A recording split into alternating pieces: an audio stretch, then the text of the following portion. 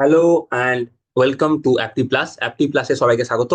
তো প্রত্যেক সপ্তাহের মতো এই সপ্তাহেও আমরা নিয়ে চলে এসেছি উইকলি কারেন্ট অ্যাফেয়ার সিরিজ আগামী ডাব্লিউবিসিএস এক্সামিনেশনকে লক্ষ্য রেখে। তো আমরা এই সিরিজে কি করছি, টোটাল 30টা করে এমসিকিউ সলভ করছি কোশ্চেন অ্যান্সার ফরম্যাটে, এবং তার সাথে সাথে দুটো মেন্সের কোশ্চেন সলভ করছি। মেন্সের কোশ্চেন কেন করছি আমরা? মেন্সের কোশ্চেন আমরা করছি মেনলি তার কারণ হচ্ছে 2025 সাল থেকে আমরা জানি ডাব্লিউবিসিএস ডেসক্রিপটিভ প্যাটার্ন হতে চলছে।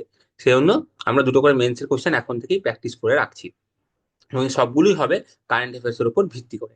আচ্ছা, এটা গেল। আর আমার কিছু স্বাস্থ্যজনিত সমস্যার কারণে এই উইকলি কারেন্ট অ্যাফেয়ার সিরিজটা কিছুদিন আমি আনতে পারিনি, তো আবার আমি এটাকে রিজিউম করলাম। এবার আমি আর যে সেকেন্ড উইক বা থার্ড উইক এবং ফোর্থ উইকের যেগুলো কারেন্ট অ্যাফেয়ার্স হবে সেগুলো আমি খুবই তাড়াতাড়ি নিয়ে চলে আসবো, কারণ আমরা ফেব্রুয়ারির অলমোস্ট এন্ডে পৌঁছে গেছি। তখন আমি ফার্স্ট উইকের ভিডিওটা বানাচ্ছি, তো সেকেন্ড থার্ড আর ফোর্থ উইকটাও আমি তাড়াতাড়ি নিয়ে চলে আসবো, কোনো চিন্তা করবো না তোমরা। তো চলো স্টার্ট করা যাক প্রথম এমসিকিউ। দেখো, প্রথম প্রশ্ন বলছে, what is the primary objective of West Bengal's Nadi Bandhan scheme launched in February 2025? ফেব্রুয়ারি 2025-এ ওয়েস্ট বেঙ্গল গভর্নমেন্ট একটা স্কিম লঞ্চ করেছে, তার নাম হচ্ছে নদী বন্ধন স্কিম। এই নদী বন্ধন স্কিমের প্রধান উদ্দেশ্য কি সেটা জিজ্ঞেস করছে। চারটে অপশন আছে এখানে, মেন অ্যান্সার হয়ে যাবে কার্বিং রিভার ইরোশন। তো যে নদী বাঁধ আছে, সেই নদী বাঁধে রিভার ইরোশনটাকে বন্ধ করার জন্য এই Nadi Bandhan scheme West Bengal government launch করেছে। পরের প্রশ্ন দেখো, বলছে, what is India's first film made with the help of artificial intelligence? Artificial ইন্টেলিজেন্সের সাহায্য নিয়ে ভারতের প্রথম কোন ফিল্ম বানানো হলো? তো এটার অ্যান্সার হয়ে যাবে দেখো তোমার ইরা। ইরা হচ্ছে প্রথম এআই ফিল্ম ইন ইন্ডিয়া। আচ্ছা, এবার যদি আমরা আইরিস দেখি, এই যে আইরিস দেখি, আইরিস হচ্ছে আমাদের প্রথম টিচার এআই টিচার। আচ্ছা, মাইয়া মায়া যেটা আছে, মায়া হচ্ছে প্রথম এআই হিন্দি সিঙ্গার। ঠিক আছে। আর লিসা, লিসা হচ্ছে AI news anchor. AI news anchor. ঠিক আছে।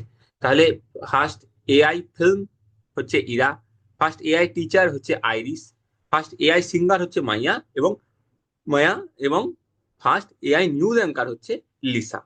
ঠিক আছে। আশা করি তোমাদের এটা ক্লিয়ার হয়ে গেল। এআই যেহেতু এখন প্রচন্ড নিউজে আছে, তাই এআই সংক্রান্ত যে কোনো প্রশ্নই কিন্তু ইম্পর্টেন্ট হয়ে যাচ্ছে তোমাদের এক্সামিনেশনের জন্য।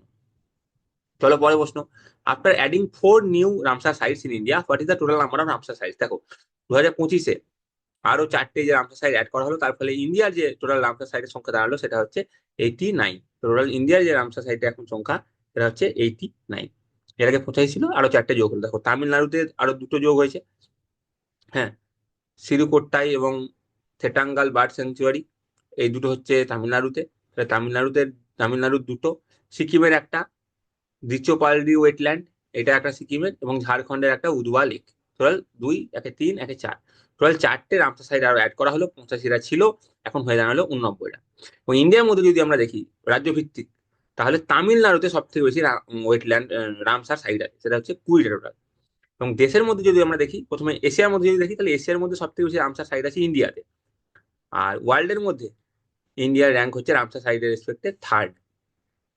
এবার তোমরা আমাকে কমেন্টে লিখে বলবে যে রামসার সাইটে ওয়ার্ল্ডের টপ কান্ট্রি কোনটা, ওয়ার্ল্ডের টপ কান্ট্রি কোনটা, এটা তোমরা আমাকে কমেন্ট সেকশনে লিখে বলবে। আচ্ছা, এই সংক্রান্ত আরেকটা আমি জিনিস বলে দিচ্ছি তোমাদেরকে, সেটা হচ্ছে ফেব্রুয়ারি মাসের মেনলি 4টে দিন হচ্ছে ইম্পর্টেন্ট, 4টে ডে ইম্পর্টেন্ট।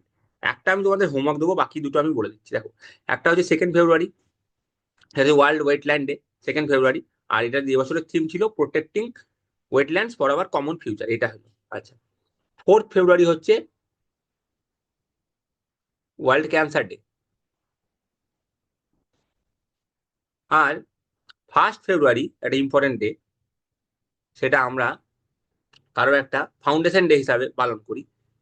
সেটা কি, কোন ডে হিসাবে পালন করি, সেটা তোমরা আমাকে কমেন্টে লিখে বলবে এই 1 ফেব্রুয়ারিটা। ঠিক আছে। তো তোমাদের দুটো কাজ আমি তোমাদের কমেন্ট সেকশনে লিখতে দিলাম। একটা হচ্ছে 1 ফেব্রুয়ারি কোন ডে, কোন ইম্পর্টেন্ট ডে, সেটা কার ফাউন্ডেশন ডে হিসাবে আমরা আহ, পালন করে থাকি, এবং রামসার সাইটের টপ কান্ট্রি কি আছে, সব থেকে বেশি রামসার সাইট আছে কোন দেশে বিশ্বের মধ্যে, সেটা। এই দুটো কোশ্চেন আমি তোমাদেরকে হোমওয়ার্ক হিসাবে দিলাম, তোমরা কমেন্টে লিখবে। চলো পরে প্রশ্ন দেখো। পরে প্রশ্ন বলছে, which former cricketer has been honored with the C.K. Naidu Lifetime Achievement Award by the Board of Control for Cricket in India, BCCI. BCCI C.K. Naidu Lifetime Achievement Award recently কাকে দিয়েছে? তো সচিন টেন্ডুলকরকে দিয়েছে। তো সচিন টেন্ডুলকর এ নিয়ে 21তম খেলোয়াড় হলেন যিনি এই অ্যাওয়ার্ডটা পেলেন। আচ্ছা, বাকি অপশনগুলো একটু দেখে নাও। আচ্ছা, বিসিসিআই বর্তমানে এখন প্রেসিডেন্ট কে আছেন? রজার বিনি।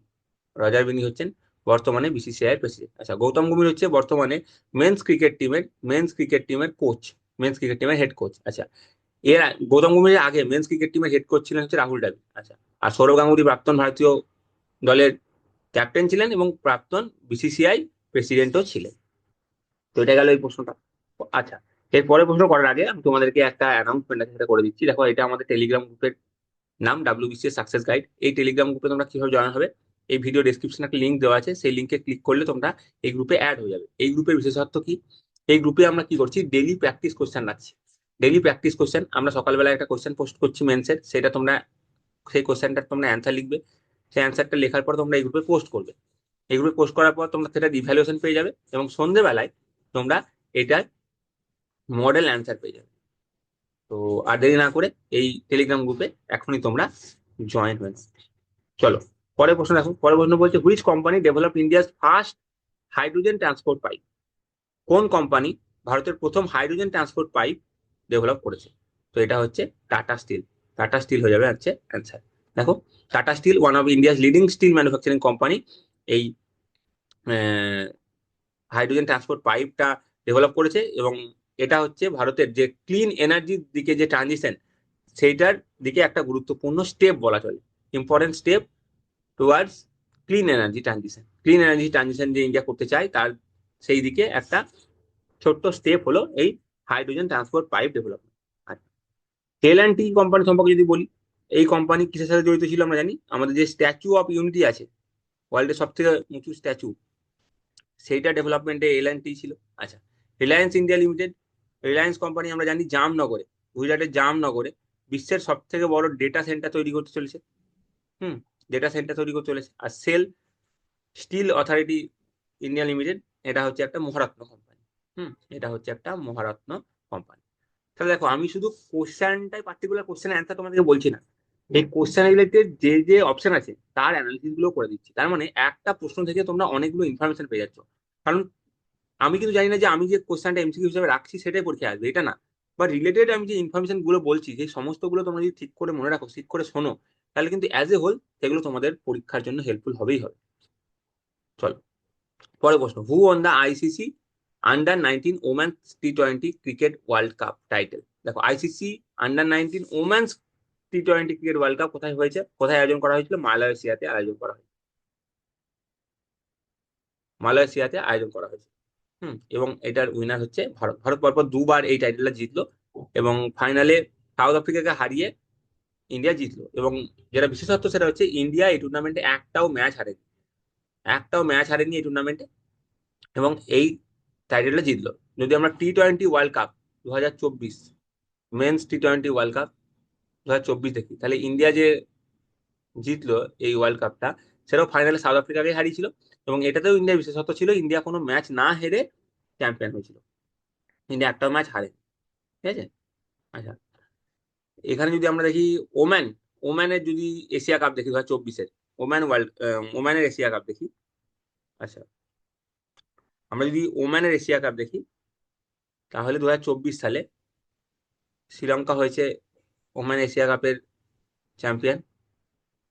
আচ্ছা, নিউজিল্যান্ড হচ্ছে 2024 সালে যে T20 ওয়ার্ল্ড কাপ হয়েছে, মেয়েদের যে T20 ওয়ার্ল্ড কাপ হয়েছে ওমেন্স, সেটা চ্যাম্পিয়ন হচ্ছে নিউজিল্যান্ড। এবং 2023 সালে যে মেন্স 50 ওভার ওয়ার্ল্ড কাপ হয়েছে তার চ্যাম্পিয়ন হচ্ছে অস্ট্রেলিয়া। অস্ট্রেলিয়া ভারতকে হারিয়ে মেন্স 50 ওভার ওয়ার্ল্ড কাপের বিজেতা হয়েছে। তাহলে হয়ে গেল। দেখো, তাহলে এখন বারবার একই কথা বলছি, আমি কোশ্চেন একটা রাখছি কিন্তু সেই কোশ্চেন রিলেটেড বাকি যে ইনফরমেশন গুলো দিচ্ছি সেটা থেকে অনেকগুলো ইনফরমেশন তোমরা একসাথে পেয়ে যাচ্ছ। তাই ডিসকাশনটা তোমরা মন দিয়ে ভালো করে শোনো, এটা আমি বারবার বলছি। দেখো, অবিচুয়ারি থেকে কোশ্চেন আসে, রিসেন্টলি কোনো ইম্পর্টেন্ট পার্সোনালিটি যদি মারা যান তাহলে সেখান থেকে প্রশ্ন আসে যে ইনি মারা গেছেন, উনি কিসের সাথে যুক্ত ছিলেন। তো সেরকম একটা কোশ্চেন আমি রেখেছি। দেখো, recently Latika Katt passed away, she is related to which field? Latika Katt কোন ফিল্ডের সঙ্গে যুক্ত ছিলেন? উনি একজন স্কাল্পটার ছিলেন।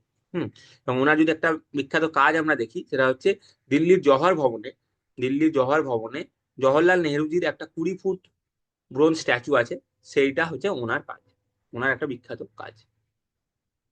পরের প্রশ্ন দেখো, পরের প্রশ্ন বলছে যে who has won the men's hockey India league title. এটা যেহেতু বেঙ্গল টাইগার জিতেছে সেই জন্য আমি এই কোশ্চেনটা রেখেছি। না হলে এই কোশ্চেনটা খুব একটা হয়তো ইম্পর্টেন্ট নয়, কিন্তু যেহেতু বেঙ্গল টাইগার জিতেছে ডাব্লিউবিসিএস এক্সামিনেশনের জন্য যেহেতু তোমরা পড়ছো, তাই আমি এটাকে রেখেছি, সেই জন্য এই কোশ্চেনটা রেখেছি। দেখো, Bengal tigers men's hockey India league title জিতেছে। হুম এবং তারা ফাইনালে হায়দ্রাবাদ তুফানসকে হারিয়েছে এবং ফাইনালে যুবরাজ সিং হ্যাট্রিক করেছে। তো চলো নেক্সট কোশ্চেন বলছে 13 joint military exercise Ekuverin started between Indian army and which country? Indian army এবং মালদ্বীপের মধ্যে জয়েন্ট মিলিটারি এক্সারসাইজ যেটা হয় তার নাম হচ্ছে একুভেরিং। এই জয়েন্ট মিলিটারি এক্সারসাইজটা 2 বছরে একবার করে হয়, প্রত্যেক 2 বছরে একবার করে হয়, এবং এটা অল্টারনেটিভলি হয়, ঠিক আছে? মানে 2025-এ যদি আমরা দেখছি মালয়েশিয়াতে হচ্ছে, তারপরে 2023-এ এর আগে ইন্ডিয়াতে হয়েছে। 2023-এ এর আগে ইন্ডিয়াতে হয়েছে, এবং দেখো 2023-এ যে ইন্ডিয়াতে হয়েছে সেটা কোথায় হয়েছে? উত্তরাখণ্ডে হয়েছে। উত্তরাখণ্ডে হয়েছে, তো অল্টারনেটিভলি হয়। তো একবার যদি ইন্ডিয়াতে হলো 2023-এ ইন্ডিয়া উত্তরাখণ্ডে হচ্ছে, 2025-এ এখন মালদ্বীপে হচ্ছে, ঠিক আছে? এটা এখন মালদ্বীপে হচ্ছে। তাহলে ইন্ডিয়া এবং মালদ্বীপের মধ্যে যে জয়েন্ট মিলিটারি এক্সারসাইজ তার নাম হচ্ছে একুভেরিং। এবার দেখো, ইন্ডিয়া অনেক দেশের সাথেই এরকম জয়েন্ট মিলিটারি এক্সারসাইজ করে। তো আমরা যদি India France joint military exercise দেখি, ফ্রান্সের সাথে আমরা যদি দেখি, তাহলে দেখো, একটা হচ্ছে নেভি এক্সারসাইজ হয়, সেটার নাম হচ্ছে বরুণা। এটা হচ্ছে তোমার নেভি এক্সারসাইজ। হুম আচ্ছা, গারুদা হয় ফ্রান্সের সাথে। এটা কি? এটা হচ্ছে তোমার এয়ার এক্সারসাইজ। গারুদাটা হচ্ছে এয়ার, এবং তার সাথে হচ্ছে শক্তিটা হচ্ছে আর্মি। তাহলে দেখো যে কোনটা আসতে পারে। তাহলে বরুণা, গারুদা, শক্তি। বরুণা হচ্ছে নেভি এক্সারসাইজ ফ্রান্সের সাথে, গারুদা হচ্ছে এয়ার এক্সারসাইজ, শক্তি হচ্ছে আর্মি এক্সারসাইজ। আচ্ছা, এরকম ভাবেই ইউএস এর সাথেও আমরা করি, তাই তো?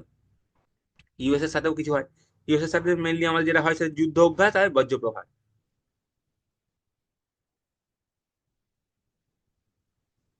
যুদ্ধ অভ্যাস এবং বজ্রপ্রহার, ঠিক আছে?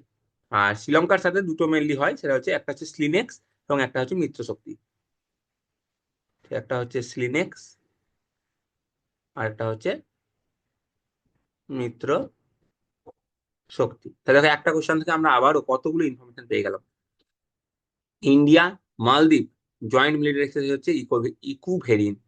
ফ্রান্সের সাথে হয় বরুণা, গারুদা, শক্তি। বরুণা হচ্ছে নেভি, গারুদা হচ্ছে এয়ার, শক্তি হচ্ছে আর্মি। ইউএস এর সাথে হয় যুদ্ধ অভ্যাস বজ্রপ্রহার, এবং শ্রীলঙ্কার সাথে হয় শ্রীনেক্স এবং মিত্র শক্তি। পরের প্রশ্ন দেখো, which ministry has receive the highest budget allocation in the budget of 2025-2026? দেখো, ফেব্রুয়ারি ফার্স্ট উইক করছি, তো বাজেট থেকে অবশ্যই কোশ্চেন আমি কিছু রেখেছি। তো এবছরের বাজেটে ফান্ড সব থেকে বেশি বাজেট অ্যালোকেশন করা হয়েছে কোন মিনিস্ট্রিতে? তো কোন মিনিস্ট্রিতে করা হয়েছে? সেটা হচ্ছে ডিফেন্স মিনিস্ট্রিতে করা হয়েছে। দেখো, ডিফেন্স মিনিস্ট্রি কত পেয়েছে? 6.8 লাখ ক্রোড় পেয়েছে। এবং কোন মিনিস্ট্রি কত পেয়েছে সেটার একটা লিস্ট আমি দিয়ে দিয়েছি, তোমরা পরে এই পিডিএফ যখন ডাউনলোড করবে। আচ্ছা, এই পিডিএফটা তোমরা কোথা থেকে পাবে? এই ভিডিও ডেসক্রিপশনে লিঙ্ক দেওয়া থাকবে, সেই লিঙ্কে ক্লিক করলে তোমরা এই ভিডিওর এই যে ভিডিওর যে পিডিএফ, এই পিডিএফটা তোমরা ডাউনলোড করতে পারবে। তো এই পিডিএফটা তোমরা ডাউনলোড করে নিও এবং দেখে নিও। এটা আমি লিখে দিয়েছি বাকি কে কি কোনটা পেয়েছে। তো সব থেকে টপ হাইয়েস্ট টাকা পেয়েছে এই বছরের বাজেটে কোন মিনিস্ট্রি? সেটা হচ্ছে ministry of defence. 6.8 lakh crore টাকা পেয়েছে। আচ্ছা, ডিফেন্স মিনিস্টার কে আছেন তোমরা জানো? রাজনাথ সিং জি আছেন। হোম মিনিস্টার অমিত শাহ আছেন। ফিনান্স মিনিস্টার আছেন নির্মলা সীতারামন। ঠিক আছে, চলো পরের প্রশ্ন। Which scheme has been launched for the agricultural sector in budget 2025-2026? Budget এবছরের বাজেটে এগ্রিকালচারের জন্য একটা স্কিম লঞ্চ করা হয়েছে, তার নাম কি? তো তার নাম হচ্ছে পিএম ধনধান্য কৃষি যোজনা। এই পিএম ধনধান্য কৃষি যোজনায় কি করা হবে? 100খানা লো প্রোডাক্টিভিটি ডিস্ট্রিক্ট আইডেন্টিফাই করা হয়েছে। এই 100খানা লো ক্রপ প্রোডাক্টিভিটি ডিস্ট্রিক্টে এই পিএম ধনধান্য কৃষি যোজনা লঞ্চ করা হবে। এবং এটার যে মেন উদ্দেশ্য সেটা হচ্ছে এগ্রিকালচারাল প্রোডাক্টিভিটিটা বাড়ানো। এবং তার জন্য ইরিগেশন ফেসিলিটি প্রোভাইড করা হবে, short term long term credit দেওয়া হবে। হ্যাঁ, ইরিগেশন ফেসিলিটি দেওয়া হবে। তো মেনলি এগ্রিকালচারাল প্রোডাক্টিভিটি ইনক্রিজ করা হবে 100খানা যে লো ক্রপ প্রোডাক্টিভিটি ডিস্ট্রিক্ট আছে সেখানে।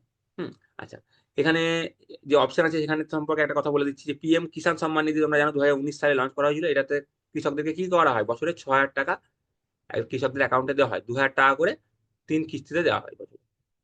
6,000 টাকা দেওয়া হয়। আচ্ছা, এইটা একটা বলে রাখি পিএম মিত্র যোজনা সম্পর্কে, এটা কিন্তু টেক্সটাইল সেক্টরের সঙ্গে যুক্ত। তো অনেক সময় আসতে পারে কোশ্চেন যে পিএম মিত্র যোজনা কোন সেক্টরের সাথে যুক্ত। তো এটা কিন্তু এগ্রিকালচার না, এটা হচ্ছে টেক্সটাইলের সাথে যুক্ত। What is the fiscal deficit percentage of GDP in budget 2025-2026? আমি বললাম বাজেট থেকে আমি কয়েকটা কোশ্চেন রেখেছি, তো পরপর কয়েকটা কোশ্চেন আমি বাজেট থেকে এখন করাচ্ছি।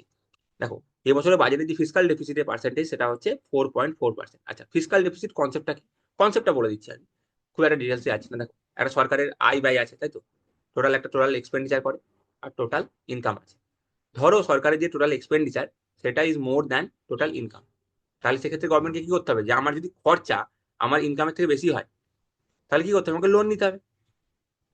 এই আমাকে লোন কতটা নিতে হবে সেটারই ইন্ডিকেটার হচ্ছে ফিসকাল ডেফিসিট।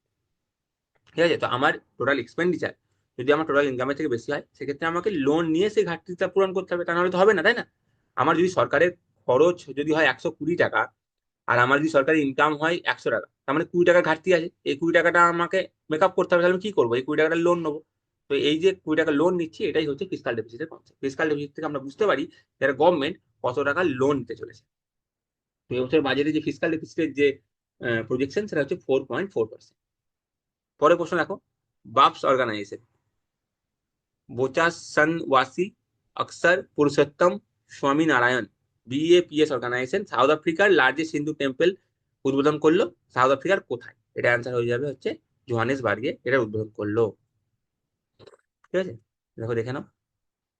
তো কালচারাল ইন্টার কালচারাল ডায়ালগের জন্য এটা একটা কালচারাল ল্যান্ডমার্ক মার্ক, এবং এটা সাউথ আফ্রিকার সব থেকে বড় হিন্দু টেম্পল হতে চলেছে। এটা কোথায় উদ্বোধন হলো, জোহানেসবার্গ। চলো পরের প্রশ্ন দেখো। পরের প্রশ্ন বলছে recently artificial sun east has been build by which country? এটা কে করেছে? আর্টিফিশিয়াল সান আমরা জানি চায়না। চায়না ইস্ট মানে কি, দেখো এ দেখো এক্সপেরিমেন্টাল অ্যাডভান্স সুপার কন্ডাক্টিং টোকমাক, এবং এটার যে প্রজেক্ট এটা স্টার্ট হয়েছিল, চায়না স্টার্ট করেছিল 2006 সালে। দেখো 2006 সাল থেকে স্টার্ট হয়েছিল, এবং এটা ক্লিন এনার্জি এবং সাস্টেনেবল এনার্জির দিকে ট্রানজিশনের জন্য একটা স্টেপ। আচ্ছা, এখানে নিউক্লিয়ার ফিউশনের টেকনিক ইউজ করা হচ্ছে। ফিউশন মানে আমি নর্মাল সোজা ভাষায় বলি যে হাইড্রোজেন প্লাস হাইড্রোজেন মিলে যে হিলিয়াম হয়, দুটো হাইড্রোজেনকে ফিউজ করে হিলিয়াম তৈরি করা হচ্ছে, এটা নিউক্লিয়ার ফিউশনের কনসেপ্ট। তো এটাতে আমরা যেটা চায়নার চেষ্টা করছি সেটা হচ্ছে ট্রানজিশন টুয়ার্ডস ক্লিন এবং সাস্টেনেবল এনার্জি। পরে প্রশ্ন দেখো, স্ট্যাচু অফ ছত্রপতি শিবাজি মহারাজ ইনস্টল করা হয়েছে কোন দেশের ক্যাপিটাল? তো কোন দেশে ছত্রপতি শিবাজি মহারাজের স্ট্যাচু উদ্বোধন করা হয়েছে, সেটা হচ্ছে তোমার জাপানে করা হয়েছে। আচ্ছা, জাপান সম্পর্কে একটা ইম্পর্টেন্ট ডিটেলস যদি আমরা দেখে নিই, সেটা হচ্ছে রিসেন্ট পাস্টে আমরা দেখেছি যে জাপান রিসেন্টলি কাঠে তৈরি যে লিগনো স্যাট এটা লঞ্চ করেছে। হুম, লিগনো স্যাট জাপান লঞ্চ করেছে। আচ্ছা, আমেরিকা সম্পর্কে আমরা জানি আমেরিকার 47th প্রেসিডেন্ট হিসাবে ডোনাল্ড ট্রাম্প শপথ নিয়েছেন। হ্যাঁ, এটা আমরা আগে যে জানুয়ারি মাসে যখন কারেন্ট অ্যাফেয়ার্স করছিলাম তখন আমরা এটা পড়েছি। চল এরপরে প্রশ্ন দেখো, বলছে আমাদের কোন প্রতিবেশী দেশ তাদের 77তম ফাউন্ডেশন ডে পালন করলো 4th ফেব্রুয়ারি? 4th ফেব্রুয়ারিতে আমাদের কোন প্রতিবেশী দেশ এটা পালন করলো? এটা হচ্ছে তোমার আমাদের পাশের যে ছোট্ট আইল্যান্ড কান্ট্রি আছে শ্রীলঙ্কা, সেটা এ আয়োজন করলো। চলো নেক্সট কোশ্চেন দেখো, which have has been launch by the central government to provide health care support to Indian Hajj pilgrims? এখানে অপশন থেকে তোমরা বুঝে যাবে ইন্ডিয়ান হজ পিলগ্রিমস এর জন্য সেন্ট্রাল গভর্নমেন্ট যে হেলথ কেয়ার সাপোর্টের অ্যাপ লঞ্চ করেছে এর নাম হচ্ছে হজ সুবিধা অ্যাপ। হজ সুবিধা অ্যাপ। আচ্ছা, সংরক্ষা অ্যাপ আর সরেল অ্যাপ এই দুটো হচ্ছে ইন্ডিয়ান রেলওয়ের অ্যাপ, এটা তোমরা নাম থেকে বুঝতে পারছো এটা রেলওয়ের অ্যাপ। আর উমাং অ্যাপ হচ্ছে অল ইন ওয়ান অ্যাপ, যেখানে তুমি সমস্ত গভর্নমেন্ট স্কিম সম্পর্কে ডিটেলস এই অ্যাপের মধ্যে পেয়ে যাবে। অল ইন ওয়ান অ্যাপ এটা উমাং অ্যাপ। পরে প্রশ্ন দেখো, which state has become the first state in the country to implement right to die? Right to die implement করা ভারতের প্রথম রাজ্য হয়ে গেল কর্ণাটক। ঠিক আছে, ভারতের প্রথম রাজ্য হয়ে গেল কর্ণাটক। আচ্ছা, এইটা সম্পর্কে আমি একটা মেন্সে কোশ্চেন রেখেছি লাস্টে, তো তখন আমি রাইট টু ডাই বা আরেকটা যেটা কনসেপ্ট আছে ইউথেনেসিয়া সেটা সম্পর্কে একটা মেন্সের কোশ্চেন রেখেছি, সেখান থেকে আমরা মেন্সের কোশ্চেনটা করবো, তখন আমি ডিটেলসে বলছি এটা। আচ্ছা, আর কর্ণাটকের বর্তমানে সিএম কি আছেন, Siddaramaiah. Which country exited China's belt and road initiative? দেখো ইন ফেব্রুয়ারি 2025 কে এক্সিট করে গেছে? সেটা হচ্ছে Panama, Latin American country Panama. দেখো এটা দেখে নাও, এটা হচ্ছে নর্থ আমেরিকা, এটা হচ্ছে সাউথ আমেরিকা, নিচে নিচে আছে সাউথ আমেরিকা, তার মাঝে যদি তোমরা দেখো সেটা হচ্ছে পানামা। ঠিক আছে, চায়নার যে বিআরআই সেখান থেকে এটা এক্সিট করে গেছে। চায়নার বিআরআইটা কি, এটা হচ্ছে একটা কানেক্টিভিটি প্রজেক্ট, তাই তো? এটা ল্যান্ড এবং সি কানেক্টিভিটি প্রজেক্ট। তো এটা একটা কানেক্টিভিটি প্রজেক্ট। এটা কি চায়না চেষ্টা করছে যে এশিয়ার সাথে ইউরোপ এবং আফ্রিকার কে এটা কানেক্ট করতে চাইছে ভায়া ল্যান্ড রুট ভায়া সি। সেখান থেকে এক্সিট করে গেছে হচ্ছে ল্যাটিন আমেরিকান কান্ট্রি পানামা। তারা ইকোনমিক এবং স্ট্র্যাটেজিক কনসার্ন দেখিয়ে তারা বেরিয়ে গেছে এই প্রজেক্ট থেকে। আচ্ছা, which state has got approval two set up India's first tiger breeding centre? কোন রাজ্য, ভারতের কোন রাজ্য first white tiger breeding centre set up করার অ্যাপ্রুভাল পেয়ে গেছে? এটা হচ্ছে মধ্যপ্রদেশ এটার অ্যাপ্রুভাল পেয়ে গেছে। এবং অ্যাপ্রুভালটা কে দিয়েছে? সেন্ট্রাল জু অথরিটি দিয়েছে। সেন্ট্রাল জু অথরিটি এটা দিয়েছে। তো এটার জন্য আমরা কি, আমরা আমাদের উদ্দেশ্য কি, আমাদের বায়োডাইভার্সিটি কনজারভেশনটা উদ্দেশ্য, ওয়াইল্ড লাইফ ট্যুরিজমটা বাড়ানো হচ্ছে উদ্দেশ্য, এবং লোকাল পিপুলের যাতে এমপ্লয়মেন্ট হয়, এটা হচ্ছে এটার মেন উদ্দেশ্য। সেই জন্য এই পারমিশনটা দেওয়া হয়েছে। আচ্ছা, who has become the first black woman to win miss world? Miss world জেতা প্রথম, মিস ওয়ার্ল্ড জিতলেন প্রথম কোন ব্ল্যাক ওম্যান? কোন প্রথম ব্ল্যাক ওম্যান মিস ওয়ার্ল্ডের খেতাব জিতলেন? উনি হচ্ছেন টি গেলাই জিতলেন। এবং নিকিতা পোরওয়াল হচ্ছে আগের বছর কি হয়েছিল, মিস ইন্ডিয়া খেতাব জিতেছিল। মিস ইন্ডিয়া, ইন্ডিয়ার যে ইন্ডিয়াতে যে যেটা যে টুর্নামেন্টটা হয় সেটার খেতাবটা জিতেছিল। আর এবছর মিস ওয়ার্ল্ডে যে খেতাব প্রথম ব্ল্যাক ওম্যান হিসাবে জিতলো কে, সেটা হচ্ছে টি গেলাই। Recently India's first AI university will be built in which state? ইন্ডিয়ার প্রথম এআই ইউনিভার্সিটি কোথায় সেট আপ করা হবে? দেখো, প্রথম এআই ইউনিভার্সিটি যেটা সেট আপ করা হবে সেটা হচ্ছে মহারাষ্ট্রে সেট আপ করা হবে। আচ্ছা, উত্তরপ্রদেশে আমরা একটা জানি যে ওয়াটার ইউনিভার্সিটি একটা কনসেপ্ট আমরা পড়ি, আগে দেখেছি বা আমরা নিউজে পড়েছি, ওয়াটার ইউনিভার্সিটি। হ্যাঁ, আর ইন্ডিয়ার প্রথম এআই ইউনিভার্সিটি এটা হয়ে যাবে তোমার মহারাষ্ট্রে। আচ্ছা, দেশের প্রথম এআই টিচার একটু আগে দেখলাম সেটা লঞ্চ হয়েছিল হচ্ছে কেরালাতে। তাহলে একটা কোশ্চেন থেকেই আমরা অনেক কিছু ইনফরমেশন কিন্তু পেয়ে যাচ্ছি। বারবার তোমাদেরকে বলছি এই ডিসকাশনটা ভালো করে শোনো। Which country became the world second largest mobile manufacturing country? তো এটা হয়ে গেছে ইন্ডিয়া। ইন্ডিয়া হচ্ছে এখন ওয়ার্ল্ডের second largest mobile manufacturing country. তাহলে টপ কে? টপ হচ্ছে চায়না, একে চায়না, দুয়ে ইন্ডিয়া। দেখো 2014 সালে যদি আমরা দেখি, তাহলে আমাদের ইন্ডিয়াতে মাত্র ম্যানুফ্যাকচারিং ইউনিট ছিল দুটো, সেটা এখন 300-র বেশি হয়ে দাঁড়িয়েছে। হুম। এবং ইন্ডিয়াতে যে মোবাইল ফোন বিক্রি হয় তার 99.2% ম্যানুফ্যাকচার হয় লোকালি। হুম। এবং ইন্ডিয়ার যে মোবাইল ফোন এক্সপোর্ট সেটা কত টাকা ক্রস করে গেছে, দেখো কত কোটি ক্রস করে গেছে। তাহলে এখন এই ইন্ডাস্ট্রিতে ইন্ডিয়া বুম করছে। Which country has become the first African country to eliminate river blindness? River blindness K eliminate করে দিয়েছে প্রথম কোন আফ্রিকান কান্ট্রি?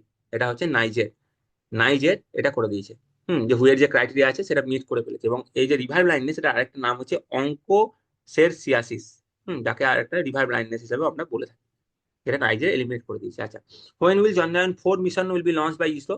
ইসরো এটা লঞ্চ করবে 2027-এর মধ্যে লঞ্চ করবে, মানে আগামী 2 বছরের মধ্যে এটা লঞ্চ করে দেবে। ঠিক আছে। এবং এর জন্য যে গভর্নমেন্ট ফান্ড অ্যালোকেট করেছে সেটা হচ্ছে 2104 কোটি টাকা, 2000 কোটি টাকার উপর এটাকে গভর্নমেন্ট এটার বাজেট অ্যালোকেট করেছে। পরবর্তী দেখো, which country has recently withdrawn from the United Nations human rights council?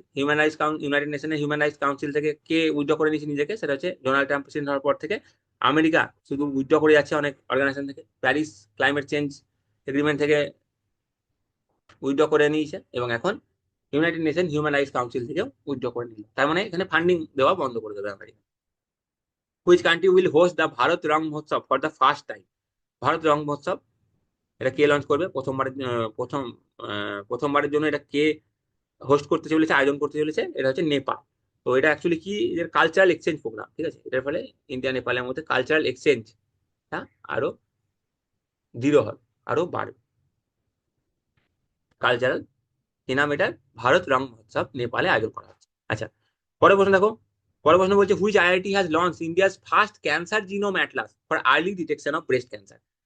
Breast ক্যান্সারের আর্লি ডিটেকশনের জন্য first cancer genome Atlas launch করলো কোন আইআইটি? তো এটা কোন আইআইটি লঞ্চ করলো? এটা হচ্ছে আইআইটি মাদ্রাস লঞ্চ। আচ্ছা, আইআইটি মাদ্রাস তার একটা ব্রাঞ্চ লঞ্চ করেছে, সেটা হচ্ছে তানজানিয়াতে একটা ব্রাঞ্চ লঞ্চ করেছে। আর আইআইটি দিল্লিও একটা ইন্ডিয়ার বাইরে এর ব্রাঞ্চ লঞ্চ করেছে, সেটা হচ্ছে আবু ধাবিতে।